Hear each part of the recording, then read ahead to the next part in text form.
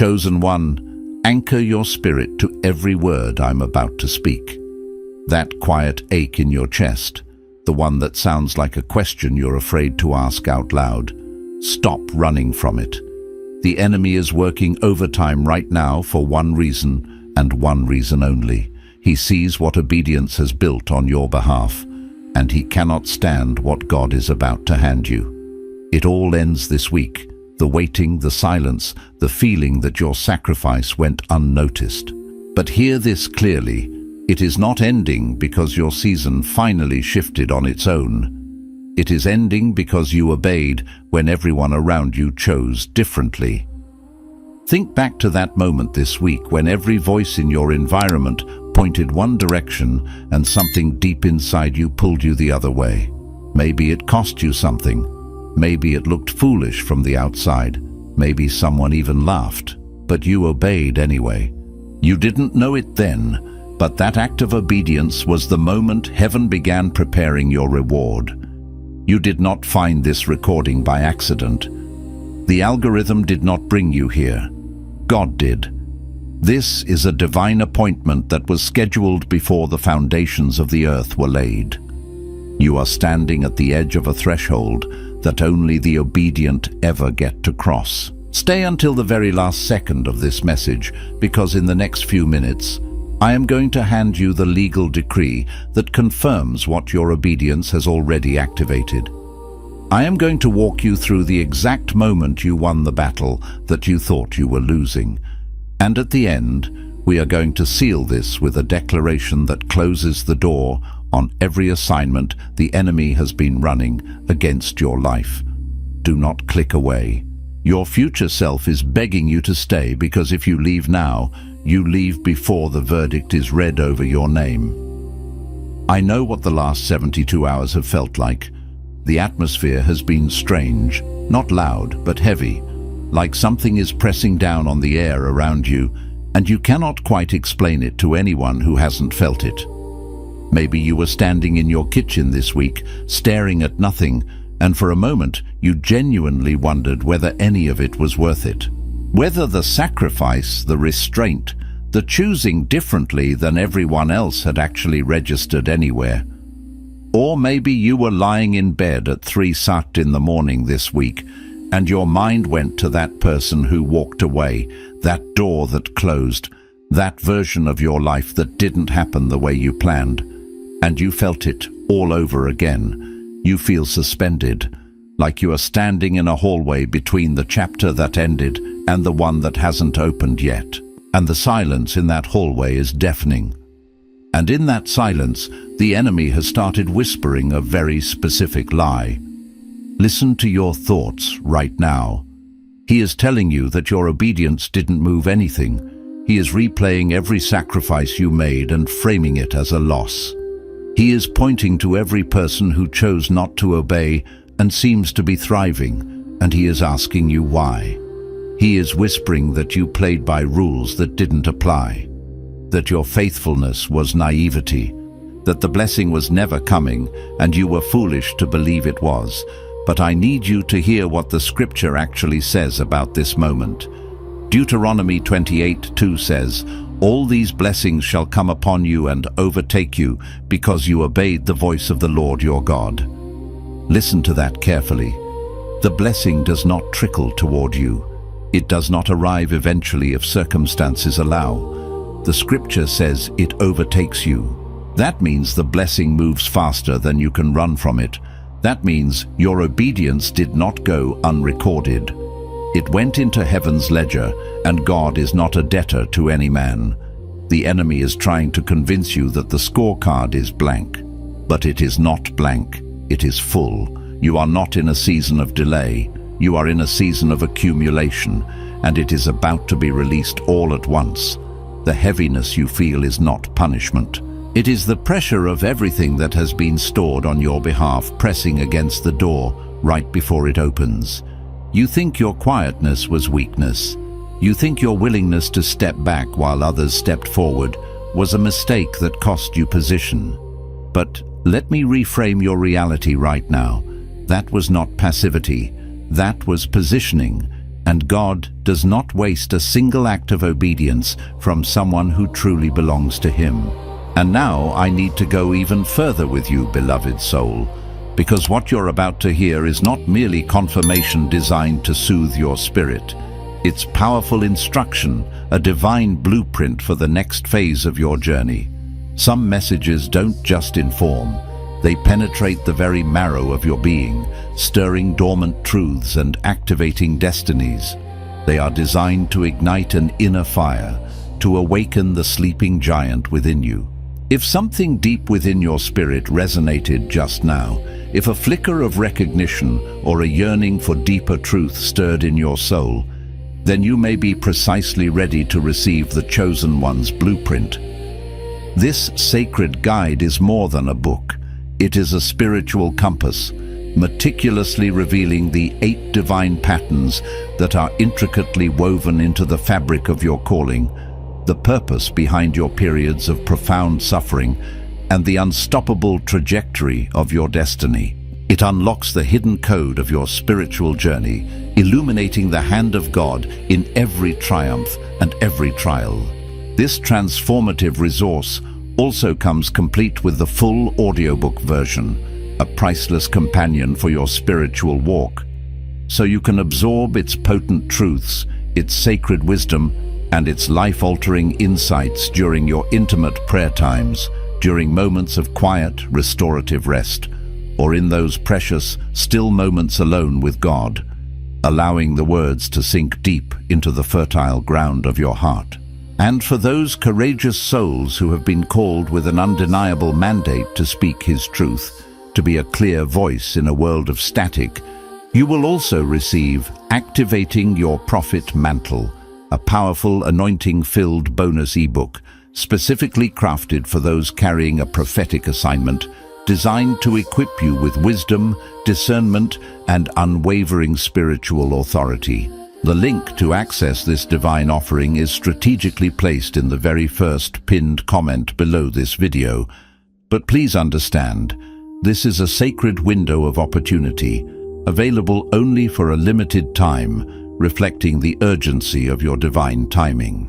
Now stay with me, lean in even closer, because what I'm about to walk you through is not just another piece of information.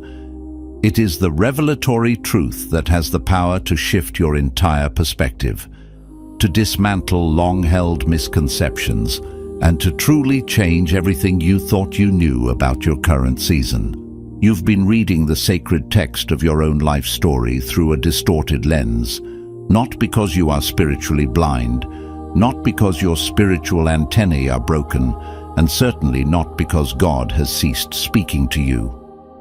No, the truth is far more insidious. The enemy, that ancient adversary, is a master sculptor of deceit, an expert at tampering with the very core of your interpretation. He doesn't always roar onto the scene with loud, dramatic opposition, manifesting as overt attacks or clear temptations. Oh no, his most potent warfare is often far more subtle, a quiet, almost imperceptible whisper. He comes in the silent moments, right after your most profound act of costly obedience, right after you've made a significant sacrifice of your will or your comfort, and he subtly, almost imperceptibly, rewrites the meaning of what just transpired. He takes the profound, hallowed silence that often follows a significant sacrifice, a silence that God intends for growth and peace, and he cunningly rebrands it as abandonment, a desolate void where God has supposedly left you. He takes the deep, purifying stillness that follows your complete surrender to God's will, a stillness meant for spiritual restoration and recalibration, and he distorts it, labeling it as stagnation, a spiritual dead end where nothing is moving or growing. And if your spiritual roots are not anchored deeply enough in the unwavering truth of God's word and his character, you will, heartbreakingly, believe him. Not because you are inherently weak, not because you lack faith, but because this reinterpretation, this insidious whisper, feels so utterly reasonable. It sounds disturbingly like your own internal monologue, echoing your deepest fears and past wounds, making it almost impossible to discern the truth from the lie. This, my friend, is precisely where most people, even the most devoted and sincere believers, lose the spiritual battle. Not in the blazing heat of overt temptation, when the choice between right and wrong is starkly evident. Not even in the moment of agonizing, pivotal decision, when the weight of choice presses heavily upon your soul. No, the real spiritual combat is often won or lost in the quiet, the unremarkable aftermath that follows choosing what is right, when nothing visibly shifts in your external circumstances, and the nagging, insidious question begins to rise like a serpent in your mind. Did any of that even matter? Was my sacrifice in vain? Did God even see what I did? This is the insidious crucible of conviction, the test of your endurance in the spiritual void, the space between the amen and the manifestation. Consider for a moment the profound narrative of Elijah. Here was a man, a prophet of God, who had just experienced one of the most breathtaking displays of divine power in biblical history. He had called down fire from heaven, fire that consumed not only the sacrifice, but also the wood, the stones, and even the water in the trench. He had stood as a lone warrior before hundreds of false prophets of Baal, utterly outnumbered and exposed, and watched in awe as God unequivocally vindicated every single word he had spoken. The mountain of Carmel had thundered with divine affirmation, the heavens themselves testifying to the living God. And yet, unbelievably, within a mere 24 hours of that earth-shattering miracle, a mere turn of the sun, this same man, this powerful prophet, was found cowering under a desolate broom tree in the wilderness, utterly spent, asking God to let him die. His despair was not because the miracle hadn't happened, it had, in a blaze of glory, but because the profound echoing silence that followed such a monumental display of power felt infinitely heavier, more suffocating, more crushing than the blazing fire that had preceded it. He had conquered the mountain, yet immediately found himself plunged into the lonely, relentless wilderness. And in that desolate wilderness, the enemy didn't come with more opposition, more prophets of Baal, more threats of Jezebel. No, he came with the insidious weapon of utter exhaustion, a deep weariness that seeped into Elijah's bones and spirit. He came with the debilitating question that has plagued every weary soul. Is it enough? Was it truly worth it, all that I sacrificed, all that I endured? Why, after such a victory, does it still feel like this? This ache, this emptiness, this profound sense of despair?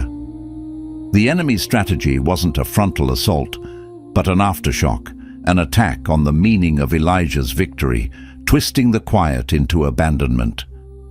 If you, my cherished brother or sister, have found yourself echoing that very question this week, if a deep weariness has settled upon your soul, I need you to understand this profound truth. You are not in some catastrophic spiritual freefall. You are not unraveling. On the contrary, you are standing, perhaps unknowingly, in the exact hallowed valley that every single person God is about to profoundly elevate. Every soul destined for a higher calling and greater impact must inevitably pass through. This valley is not a punitive measure from a wrathful God. It is not punishment for some unseen transgression. Rather, it is a divine crucible, a sacred passage of verification. It is the very place where God, with meticulous precision, confirms whether the divine character he has so carefully built within you, the spiritual fortitude forged in secret, will indeed hold, will remain unshaken when the clamor of external applause fades, when the adulation of others dies down, and when the spiritual atmosphere around you grows utterly still and devoid of outward confirmation. It is here, in the quiet, that your true spiritual foundation is tested and found true, or revealed to be insufficient. It is the proving ground where the authenticity of your faith is revealed. not by what you can do in the spotlight, but by who you are when no one is watching, when only God's gaze rests upon you. But here is where this revelation goes even deeper, touching the very fabric of unseen realities, and I urgently need you to stay with me, to lean in with your whole spirit, because this is the profound truth that most people, caught in the illusion of surface appearances, rush past, missing its vital significance entirely. The stillness you have been experiencing, the apparent absence, the feeling of a vacuum where progress once seemed evident, this stillness is not empty, my friend. It is not barren, nor is it a sign of spiritual dormancy. On the contrary, it is intensely, divinely loaded. What you have been perceiving as a desolate absence, a period of nothingness, is actually a powerful, relentless accumulation happening in a spiritual dimension that you simply cannot perceive with your natural, limited eyes. It's like trying to understand the majesty of a hidden underground river simply by looking at the dry, cracked earth above. Think of it in the powerful, compelling way a mighty river builds its immense force and volume behind a colossal dam. You, in your human perspective, are standing downstream, gazing upon what appears to be a spiritual drought.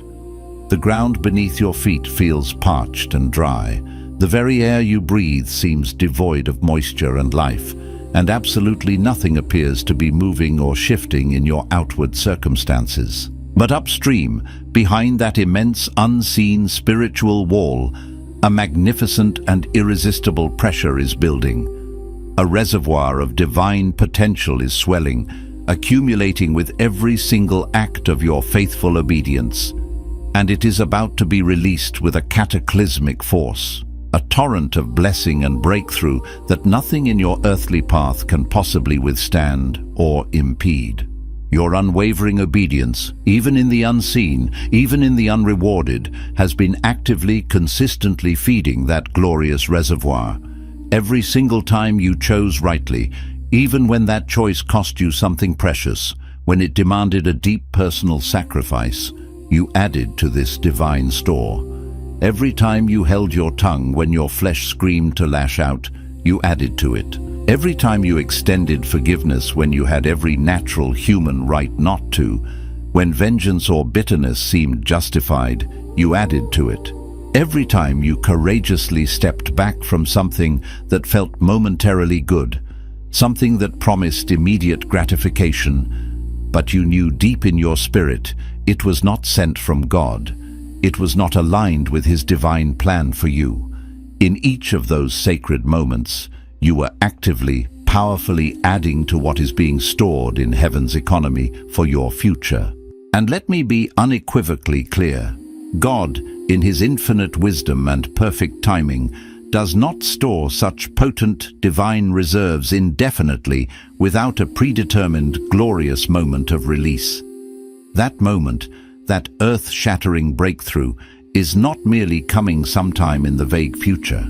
Oh no, it is not merely on its way, it is already divinely scheduled, precisely orchestrated, and eternally marked for its grand unveiling. And this profound understanding leads us directly to something that most people entirely miss, an insight so crucial, so pivotal, that it is the very thing I want you to anchor your entire being to for the next few moments, because what is coming next in our conversation will likely surprise you to your core. It always does, because it defies conventional human logic. The obedience you faithfully offered this week, in those quiet, often unrecognized moments, was not ordinary. I need you to grasp that truth with every fiber of your being, to understand its profound weight and significance in the spiritual realm. There exists a distinct, elevated category of obedience that the sacred scriptures refer to as costly obedience, and it carries an entirely different and immeasurably greater weight in the heavenly ledger than the routine, albeit essential, acts of daily faithfulness. Think of the patriarch Abraham, when he, by divine command, lifted the knife over his beloved son Isaac on Mount Moriah, prepared to offer the son of promise as a sacrifice, that was not simply the same as his earlier decision to leave the familiar comforts of Ur of the Chaldeans. The latter was a step of faith, yes, but the former was a seismic test of ultimate surrender, an offering of his very future, his deepest hope. Consider the unwavering devotion of Ruth, when she resolutely refused to leave Naomi's side, electing instead to walk into a foreign land, into an unknown future, with nothing but an unshakable loyalty and a profound commitment to her mother-in-law's God. That was not merely a quiet daily decision made without consequence. It was a radical, costly act of love and faith that reshaped her destiny. Similarly, when you chose this week, against the loudest, most insistent, most compelling voices in your environment, voices of doubt, voices of peer pressure, voices of convenience, voices of fear, when you obeyed God's quiet prompting in a moment where no one, absolutely no one in your human sphere, would have blamed you for choosing differently, for taking the easier path, for yielding to comfort or logic, that, my friend, was costly obedience. That was an offering that resonated deeply in the courts of heaven. And here's the profound acceleration it brings. Costly obedience does not operate on a standard, predictable human timeline. It possesses a divine bypass, a unique spiritual velocity. It dramatically accelerates the response of heaven, collapsing time and fast-tracking divine intervention in ways that ordinary faithfulness, while cherished, cannot. This is the critical distinction, the profound spiritual truth, that the enemy, in his cunning, desperately does not want you to make. He desires, with every fiber of his being, for you to lump this week's profound, sacrificial obedience in with every other act, to minimize its impact, and to casually label it as ordinary.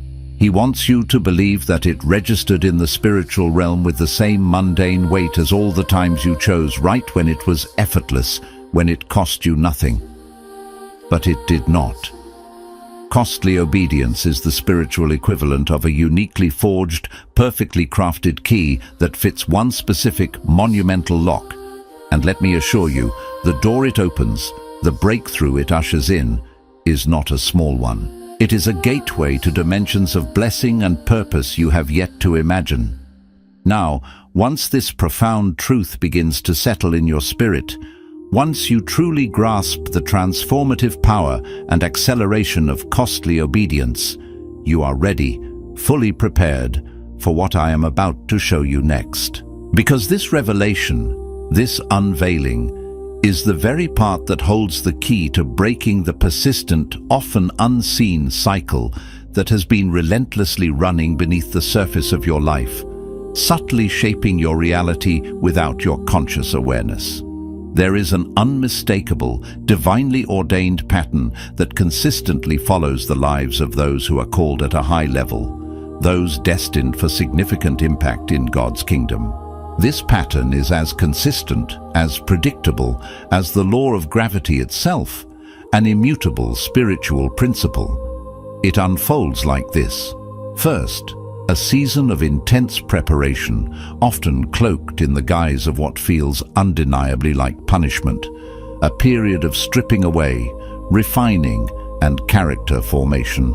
This is then followed by a singular defining moment of costly obedience, a pivotal choice that demands everything from you, an offering of your Isaac at the altar of trust. Immediately following this act of profound faith, there inevitably comes a subtle yet fierce attack on your interpretation of what just happened, a whisper campaign by the enemy to sow doubt and despair into the fertile ground of your recent sacrifice.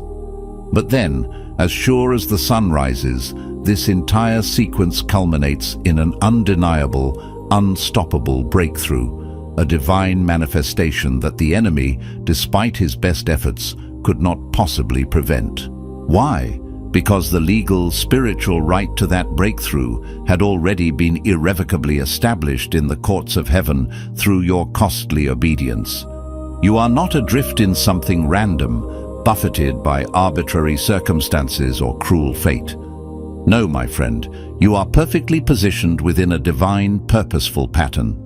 And the profound reason that this precise pattern keeps repeating itself, refining and elevating you with each cycle, is not because God keeps forgetting to deliver on his promises.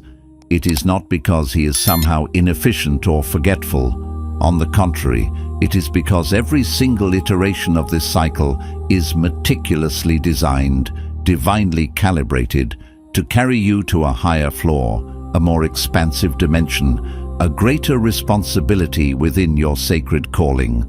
Each and every time you courageously survive the often disorienting hallway between chapters, that crucible of transition and uncertainty, you are not merely stepping into the next room. You are being actively, strategically prepared, strengthened, and expanded to occupy a room, a position, a level of anointing and influence that a previous, less refined version of you simply could not have handled, could not have sustained, and might very well have been destroyed by. Consider again for a moment the magnificent journey of Joseph. He did not, by any stretch of the imagination, go directly from the metaphorical pit of betrayal and despair straight to the opulent palace of power and influence in one seamless, miraculous movement. No, his journey was a meticulously orchestrated, divinely paced progression. First, there was the pit, the darkness of abandonment and sibling jealousy. Then there was the house of Potiphar, a season of prosperity and responsibility, but also one of severe temptation and unjust accusation. And only after that came the cold, isolating walls of the prison, a place of forgotten dreams and protracted suffering, yet also a place of divine connection and discernment. And here is the profound spiritual insight. Each of these seemingly devastating locations, each painful transition, was not a setback in God's grand design for Joseph's life. Rather, each was a meticulously crafted classroom, a divine academy designed to impart specific essential lessons. And what Joseph painstakingly learned in each of these challenging classrooms, lessons in resilience in the pit, integrity and stewardship in Potiphar's house, patience, leadership in adversity, and the profound gift of interpreting dreams in the prison, was precisely, exquisitely what he needed to effectively govern, to wisely rule, and to powerfully lead in the next, higher phase of his calling. The prison, in its raw, unyielding way, taught him how to wield immense authority with profound humility, how to serve those beneath him, and how to maintain his spiritual integrity even when hope seemed lost. And it was that very humility, that deep-seated character forged in suffering, which he carried into the opulent palace, that ultimately made his extraordinary authority sustainable, preventing the weight of the crown from corrupting his soul or destroying his character. If Joseph had miraculously gone straight from the pit of his betrayal to the pinnacle of the palace, without the refining fire of the interim seasons, the sheer weight of the position, the immense power, and the crushing responsibility would undoubtedly have overwhelmed and destroyed him. His delay, therefore, was not a denial of God's promise. It was not a divine oversight or a moment of forgotten potential. No, his delay was a meticulously designed, divinely efficient delivery system for the exact character, the precise wisdom, and the unwavering integrity that the crown, the anointing, and the immense responsibility of his destiny inherently required. In the same profound way, your delay, your seasons of waiting and refining, have been actively, meticulously building something essential within you. An internal capacity, a depth of character, a spiritual resilience that the blessing God has prepared for you fundamentally requires in order to survive contact with you, in order to be stewarded effectively, and in order to bear eternal fruit. This, my friend, is not merely poetic language designed to soften the blow of your suffering.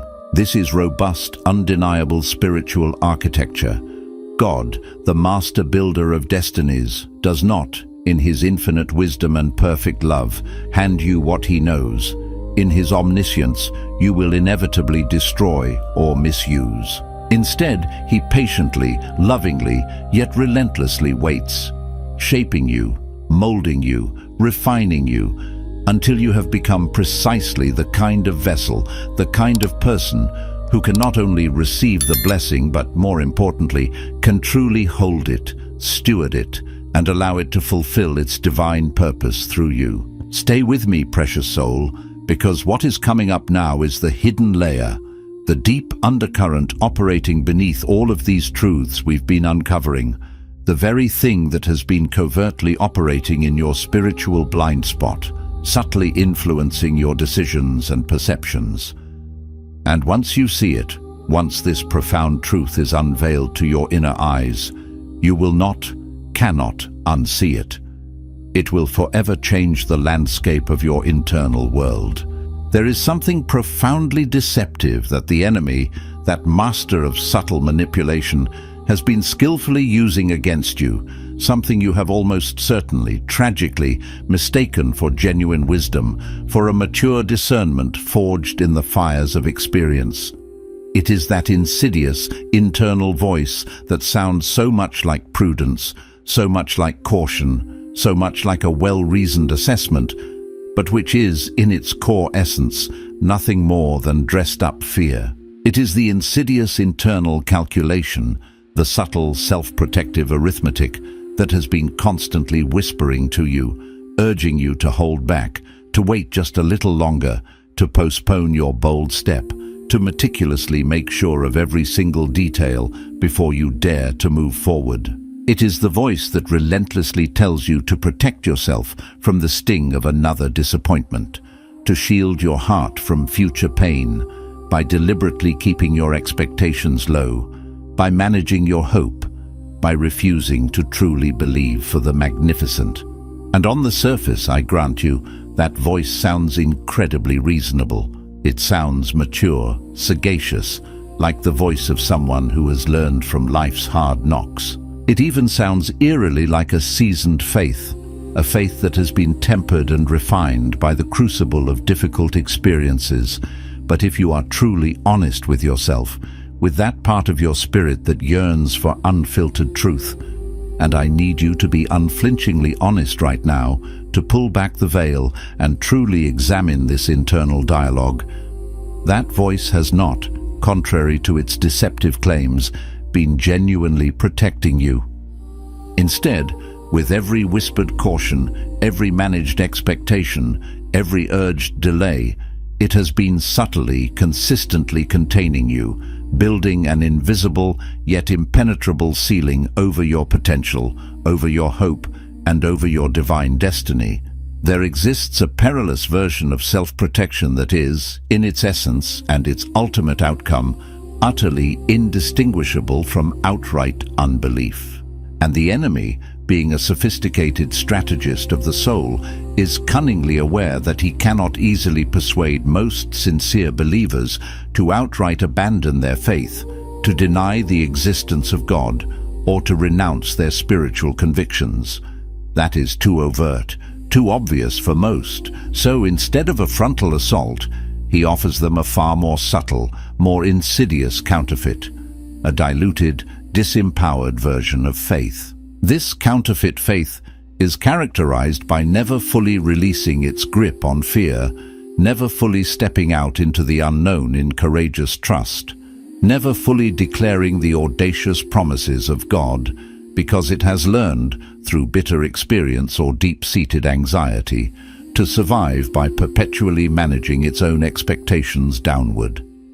It's a faith that says, I'll believe, but only just enough to not be utterly heartbroken if it doesn't happen. And you, my cherished friend, can carry that subtle, deceptive voice within your heart and mind for years, even decades, without ever truly realizing that it is a stifling ceiling, a self-imposed limitation, rather than a genuine shield of divine protection.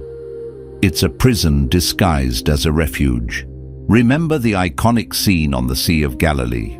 The disciples, huddled in the relative safety of their boat, watched with awe and trepidation as Jesus, their master, walked toward them across the churning waves.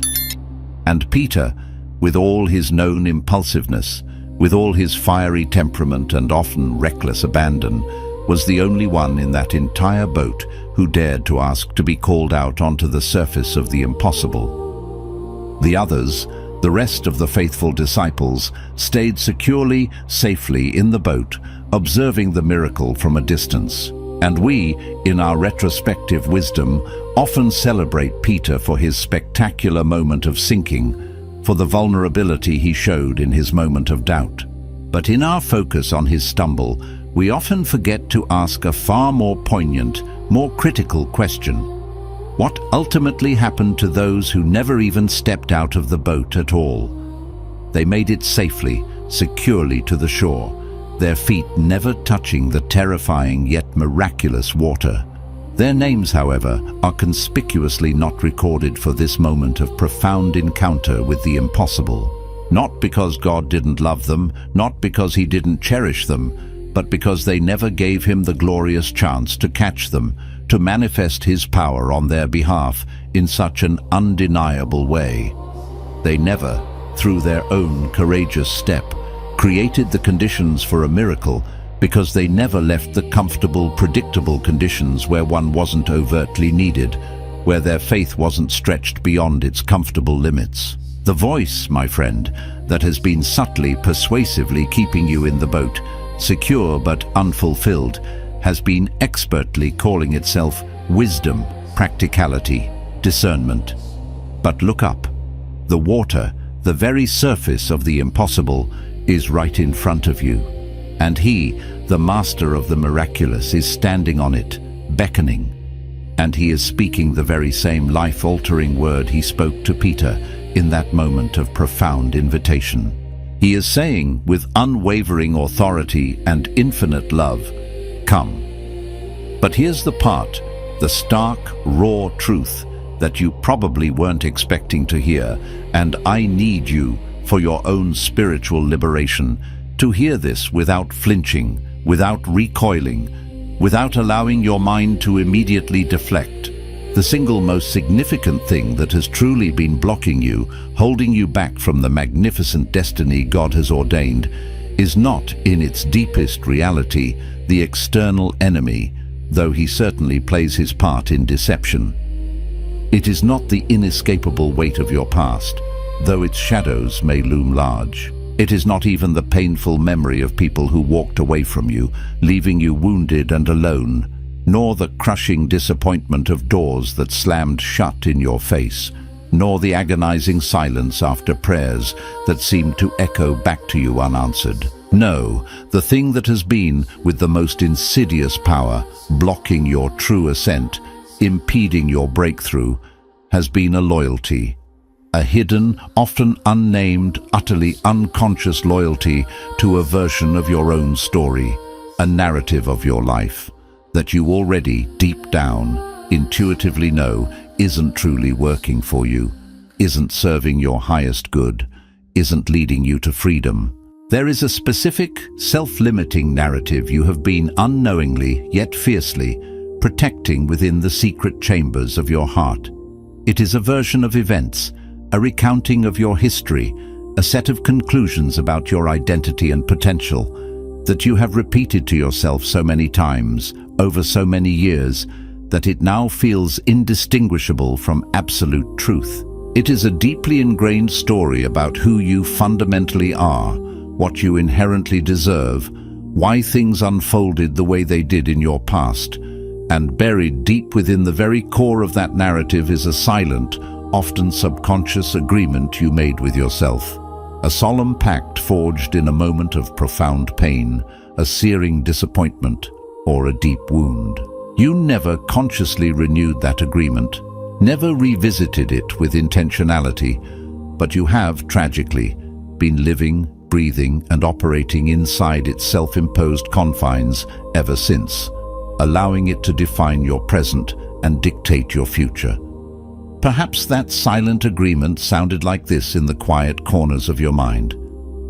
People always leave me. I am destined for abandonment. Maybe it echoed with the painful refrain, nothing I truly build with my own hands or heart ever stays. It's always taken from me or crumbles into dust. Or perhaps it manifested as the deeply disempowering conviction, God moves for other people in powerful, undeniable ways, but for me, he remains distant, silent, unavailable. You didn't, for a moment, deliberately choose to enter into that agreement, to consciously make that pact with your pain. It formed like a scar in the profound, aching gap between what you deeply believed God had promised you and the harsh, often contradictory reality of what you experienced in your life. And the enemy, ever the opportunist, ever the master craftsman of despair, then meticulously sealed that agreement, reinforcing it with enough confirming evidence from your subsequent experiences that by now it no longer even feels like a lie. It doesn't present itself as a falsehood. Instead, it cunningly masquerades as profound discernment, as hard-earned realism, as a pragmatic understanding of the world. It feels like wisdom that was painfully earned the hard way, a bitter truth forged in the crucible of your own suffering. But what if, my beloved friend, everything I have just meticulously walked you through today, every single truth we have unveiled, was the undeniable, overwhelming evidence that this deeply ingrained agreement, this self-limiting narrative you've been protecting, was fundamentally and catastrophically wrong all along? What if the valley you've been traversing, the relentless refining pattern that has shaped your journey, the costly obedience you courageously offered, and the profound stillness that felt so much like an isolating, deafening silence? What if all of it, every single intricate piece of your experience, was God's deliberate, methodical, and profoundly loving plan for dismantling that very story, that false narrative, that insidious agreement that was, in its essence, keeping you small, keeping you bound, preventing you from truly stepping into the vastness of your divine identity? What if every challenge was a strategic blow against the walls of your self-impose prison, so that when the glorious, long-awaited door of breakthrough finally swung wide open before you, you wouldn't stand frozen in its magnificent threshold, paralyzed by fear and doubt, telling yourself the ancient, corrosive lie that you somehow didn't qualify, that you weren't worthy, that it wasn't meant for you? What if all of this was heaven's profound surgical intervention to free you from the narratives that have held you captive, preparing you not just for the blessing, but for the profound truth of who you truly are in his eyes? Because here, my friend, is what heaven itself has resoundingly declared over your precious name, inscribed in the annals of eternity. And this is the word, the powerful, life-altering truth that unequivocally closes this message, sealing its impact upon your spirit. You were not chosen by the King of Kings because you were inherently perfect, because you possessed some unattainable flawlessness in your being. You were not divinely positioned, strategically placed in God's magnificent design, because you performed flawlessly, executing every task without error or stumble. No, your elevation, your unique placement in God's unfolding, eternal plan is rooted in a far more profound, more grace-filled truth. You were elevated because you kept showing up with unwavering resilience, even in the deepest, most suffocating darkness. You were positioned because you kept obeying, taking those courageous steps of faith, even when the tangible return, the visible reward, was utterly absent, unseen, and uncertain. Because when every single person around you carefully calculated the cost, weighed the sacrifice against the immediate gratification, and ultimately walked away, something deep within you, that indestructible, eternal part of you that belongs to him before it belongs to anything or anyone else in this temporal world, that part, that irreducible core of your spirit, said an unwavering yes anyway. It said yes to the call, yes to the cost, yes to the unknown, yes to His will above your own understanding, and heaven, in its infinite justice and perfect remembrance, recorded it. Every single courageous, costly, faith-filled time, your faithfulness in the dark has been written into your eternal record. Now, I invite you to participate in this sacred act. Place your hand firmly on your heart right now, anchoring yourself in this present moment, and declare these powerful truths with me, allowing each word to resonate through every cell of your being, transforming your inner landscape. I release the agreement I unconsciously made in the profound, scarring moment of my greatest pain. I release every limiting, diminishing label that was ever unjustly placed upon me by people who, in their finite understanding, could not possibly see or comprehend what heaven, in its infinite wisdom, truly sees and declares over me. I release, with every fiber of my being, the false narrative that has been subtly masquerading as wisdom, as prudence, as realism, and has, in its deceptive power, been keeping me bound, preventing me from boldly stepping onto the miraculous water of my divine destiny. I declare with unshakable conviction that my costly obedience, my faithfulness in the unseen, has been meticulously recorded in the eternal ledgers of heaven, and my breakthrough, my profound reward, has already been prepared, perfectly orchestrated, and is awaiting its imminent release. I declare that I am not by any means in a season of stagnant delay. I am unequivocally in the final charged moments before a powerful, undeniable release. I open my heart and spirit wide to receive what God, in His infinite power and perfect timing, has been majestically building behind the spiritual dam, accumulating on my behalf. I receive, with gratitude and anointing, the breakthrough that my costly, courageous obedience has legally, spiritually activated and secured in the courts of heaven. I step forward from this moment onward, unburdened by the heavy, suffocating armor of lowered expectation. I step forward with unshakable conviction, knowing beyond a shadow of a doubt that He who called me into this magnificent journey is utterly faithful, utterly trustworthy, and that the blessing He pours out does not trickle in meager drops. No, it overtakes, it floods, it supersedes every expectation.